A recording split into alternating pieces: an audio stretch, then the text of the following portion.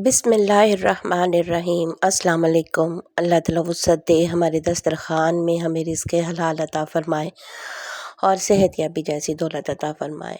और मेरे वो तमाम बहन भाई जो परेशान हाल हैं, मुश्किलात का शिकार हैं, अल्लाह ताला उनकी परेशानियों को दूर फ़रमाए, उनकी मुश्किलात को हल फ़रमाए। और वो तमाम बहन भाई जो बीमार हैं, घरों में, हस्पतालों में, जहाँ भी कहीं, अल्लाह ताला उन्हें सेहत कामिला अता फ़रमाए, उनके ऊपर ख़ुसूसी फ़ज़ल करम फ़रमाए।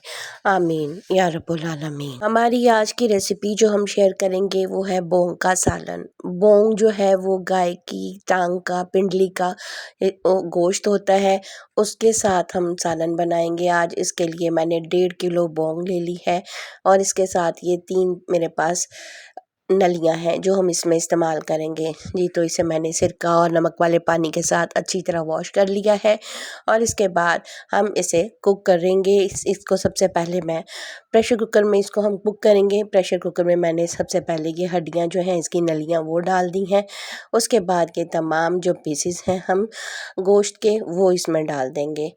इसको कट कर लिया है मैंने। इसे डाल के हम इसके अंदर इतना पानी शामिल करेंगे जिसमें ये गोश्त जो है वो डिप हो जाए। उसके बाद चूल्हे की आग जो है वो हम तेज़ कर देंगे। तेज़ आंच पे हम इसको कुक करते हुए जब इसके अंदर उबाल आने लगेगा तो आप देखें कि इस पानी के अंदर सारी झाग पैदा होना शुरू हो जाएगी। इसके ऊपर एक बिल्कुल झाग की जो तय है वो बन जाएगी। हम ये सारी इम्प्योरिटीज़ हैं जो गोश्त के अंदर मौजूद होती हैं, जो ये इसको रिमूव करना बहुत ही ज़्यादा ज़रूरी है, क्योंकि ये देखिए अब इसके अंदर पानी में जोश आने लगा है और ये इसके ऊपर सारा जो इसके अंदर ब्लड और इम्प्योरिटीज़ जो है वो सारी इस झाग की सूरत में जमा हो गई हैं। इसको हमने चम्मच की मदद से इस तरीके से सारा साफ़ कर लेना है। यूँ ये देखिए, ये सारा रिमूव कर देंगे हम, इसको सारे को साफ़ कर लेंगे ताकि गोश्त जो है हमारा वो उसमें से स्मेल ना आए, सालन के अंदर से स्मेल ना आए। ये आप अगर इस तरह से इसको पकाते हुए ये तरीका इख्तियार कर लें तो इससे आपके सालन में से कभी भी स्मेल नहीं आएगी जी। तो ये देखिए कि सारा मैंने इसको चम्मच की मदद से इसके ऊपर से पूरी झाग की जो तय है वो निकाल दी है और यहाँ पे ये देख रहे हैं आपके तकरीबन ये बिल्कुल साफ़ हो चुका है जी। तो अब हम इसको कुक करते हुए इसके अंदर कुछ खड़े मसाले शामिल करेंगे, वो मैं आपको बताती हूँ। ये देखिए हमने सारा अच्छी तरह से इसको झाग जो है इसकी साफ़ कर ली है और पानी में अच्छा सा जोश आ रहा है। ये देखिए जी, हमने इसको सारे को साफ़ कर लिया है और अब इसके अंदर हम कुछ खड़े मसाले शामिल करेंगे, वो मैं अब आपको बता रही हूँ। इसमें 2 मैंने तेज़पात ले लिए हैं, इसमें बादीयान के फूल 2 अदद, 2 स्टिक्स मैंने इसकी दालचीनी की ले ली हैं, 2 इसमें मैंने बड़ी इलायची 2 से 3 अदद इस्तेमाल की है और लौंग मैंने 5 से 7 अदद इसमें इस्तेमाल किए हैं।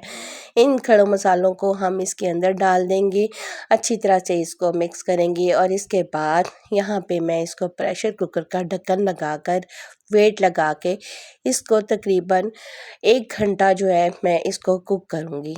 तो जी ये देखिए हमने इसको अच्छे से इन मसालों को इसमें शामिल कर दिया है और उसके बाद ढक्कन लगा के मैंने इसे 1 घंटा के लिए कुक कर दिया है।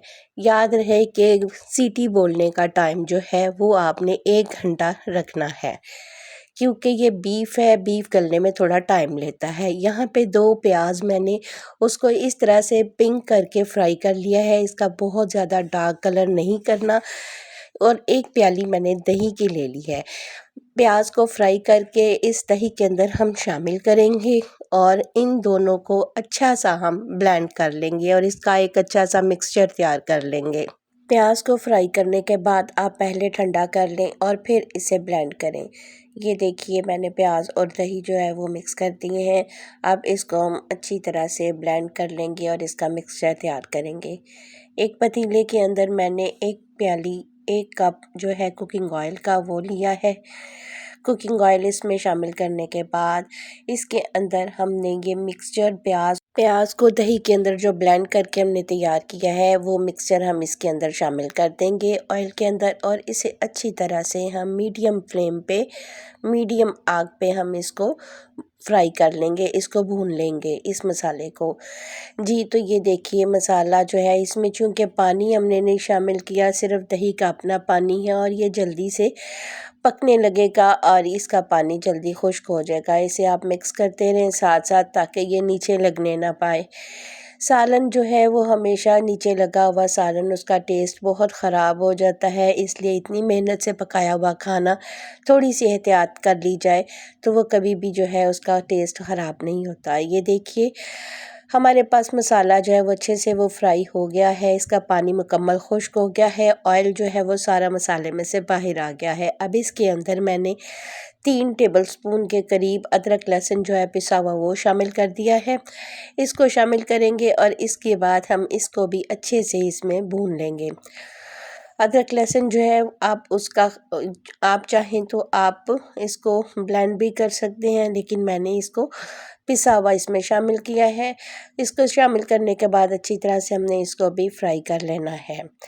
जब ये अच्छे से फ्राई होने लगे, इसकी प्यारी सी खुशबू जो है इस मसाले की वो आने लगेगी, हम इसके अंदर कुछ मसाले शामिल करेंगे, वो अब आपको बताती हूँ। इसके अंदर ये देखिए फ्राई करते हुए इसका कितना प्यारा सा इसका कलर आ गया है। ये हमेशा अच्छे सालन की या उसके अच्छे मसाले की बुनाई की निशानी होती है कि इसके अंदर बड़ा खूबसूरत सा एक कलर जो है वो आ जाता है। ख्याल रहे कि बस ये जलने ना पाए, नहीं तो आपकी जो मेहनत है वो सारी ज़ाया होने का ख़तरा होता है। अब इसके अंदर ये मेरे पास हाफ़ टेबल स्पून है, इसमें मैंने 2 चम्मच जो हैं ये 1 टेबल स्पून के बराबर नमक डाल दिया है, 1 टीस्पून मैंने इसमें हल्दी का शामिल किया है और इसी तरह चिली पाउडर के भी मैं 2 चम्मच इसमें शामिल कर रही हूँ। टोटल 1 टेबल स्पून इसमें मैंने चिली पाउडर का इस्तेमाल किया है। जी, तो इन मसालों को हम शामिल करेंगे और अच्छी तरह से इनको भी इस मसाले के साथ भून लेंगे ताकि इन मसालों का कच्चापन जो है वो भी दूर हो जाए और अच्छी सी खुशबू इस मसाले की भी आने लगे। जब आप इसको देखें कि ये फ्राई हो रहा है तो थोड़ा-सा आप इसमें तकरीबन हाफ़ कप के करीब पानी इसमें ऐड कर दें ताकि मसाला जो है वो जले ना और अच्छे से इसकी भुनाई हो जाए और इसकी जो मसाले की खुशबू और सालन की रंगत ख़राब ना हो। यहाँ पे मसाला अच्छे से फ्राई हो चुका है, आप देख रहे हैं ऑयल सारा इसमें से रिलीज़ हो चुका है, मसाला दानेदार जो है वो हमारे पास तैयार हो चुका है। मसाले के बनने की एक निशानी ये भी होती है। अब इसके अंदर मैंने ज़ीरा पाउडर जो है वो हाफ़ टेबल स्पून डाल दिया है और यहाँ पे हाफ़ टेबल स्पून मैंने धनिया पाउडर का भी इस्तेमाल किया है, वो भी हमने इसमें शामिल करने हैं और इसको अच्छे से इनको भी उस मसाले के अंदर डाल के हमने भून लेना है। मसालों को शामिल करके आप इनके साथ अगर आप इसे थोड़ा-सा ड्राई रोस्ट करके इस्तेमाल करें तो इसमें से खाने का बहुत अच्छा जो है वो टेस्ट जो है वो आता है। अब यहाँ पे 1 घंटा हो चुका है हमारे पास, ये देखिए सालन गोश्त जो है वो इस हद तक गल चुका है, इसकी अच्छी-सी यख़नी जो है वो इतनी जो है वो तैयार हुई है और गोश्त बहुत अच्छी तरह से गल चुका है जितना कि हमारे पास हमें चाहिए। अब यहाँ से हम इसमें से नलियाँ जो हैं वो निकाल के साइड पे कर देंगे और ये गोश्त जो है हम इसको मसाले के अंदर डाल के अच्छी तरह से इस मसाले के साथ इसको भून लेंगे। क्योंकि गोश्त वैसे तो गल चुका है लेकिन इसके अंदर से अच्छी सी भुनाई इसके होना भी ज़रूरी है, वो अभी बाकी है जो कि हम मसाले में शामिल करेंगे और अच्छी सी इसकी भी भुनाई कर लेंगे 2 से 4 मिनट तक। क्योंकि गोश्त तो ऑलरेडी गल चुका है, बहुत ज़्यादा चम्मच चलाने से गोश्त के टूटने का ख़तरा है।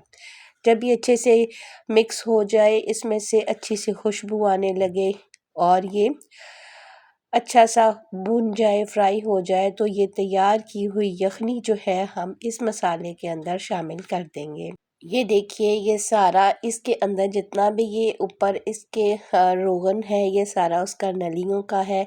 इस गोश्त का अपना जो है वो रोगन है वो हम इसके अंदर शामिल कर लेंगे और इसके बाद ये देखिए सालन की कुछ इस तरह की सूरत हाल है। हम इसके अंदर थोड़ा सा पानी जो है वो भी ऐड करेंगे, क्योंकि बोंग का सालन जो है वो उसमें थोड़ी सी वो लिक्विड होता है और इसमें पानी का इस्तेमाल किया जाता है। यहाँ पे मैंने 1 लीटर के करीब इसमें पानी शामिल कर दिया है और इसको हम अच्छी तरह से जोश दिला लेंगे, क्योंकि ये ऑलरेडी गल चुका है बहुत अच्छी तरह और ये हमारा सालन जो है तकरीबन ये भी तैयारी के करीब है।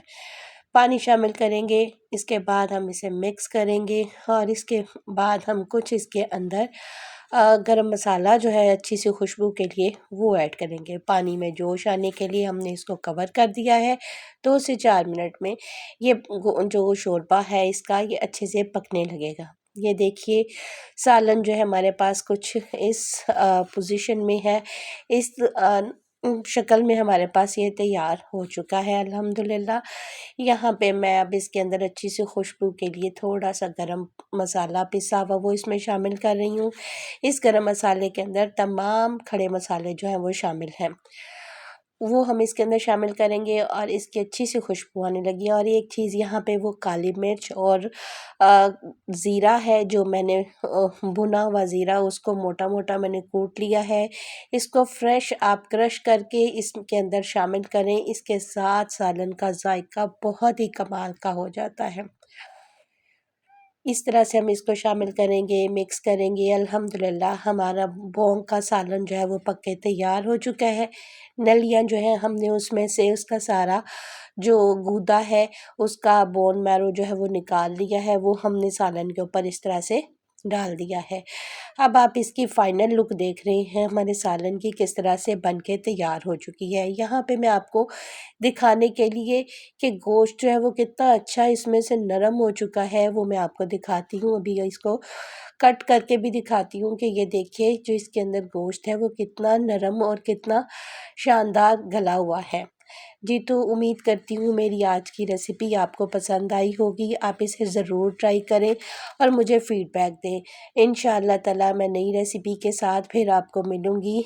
मेरे चैनल को सब्सक्राइब करना मत भूलें जो चैनल पर नए हैं, और मेरी वीडियोज़ को, मेरी रेसिपीज़ को शेयर और लाइक भी कर दें। इंशाअल्लाह नई रेसिपी के साथ फिर मिलेंगे। अपना बहुत ख़्याल रखें। ढेरों दुआओं के साथ शाद रहें, आबाद रहें। अल्लाह हाफ़िज़।